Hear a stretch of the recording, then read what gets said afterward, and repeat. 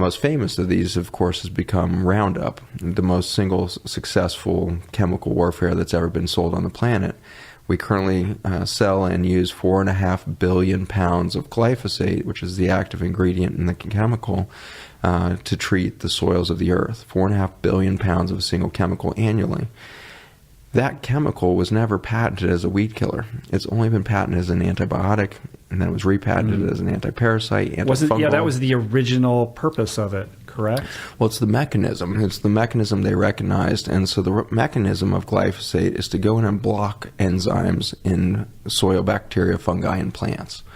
And that enzyme pathway is called the shikimate pathway, and it's important because it makes a number of the essential amino acids. Recent studies in the air and rainfall in the southern United States is showing 75% of the rain, 75% of the air contaminated with Roundup. So before you even take a bite of food, insane. You're being hit with an antibiotic when you breathe. You're getting hit with an antibiotic when you experience rainfall. And so you may be growing organic crops, but they're getting rained on. And so we have now locked this water-soluble toxin into our environment. Fortunately, to give you a little bit of breather here from the bad news, is that there are bacteria and fungi that can eventually digest the glyphosate.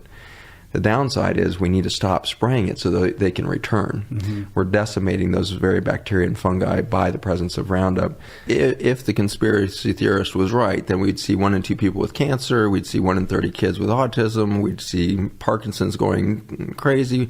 They're literally repeating back, if it was toxic, we would see literally what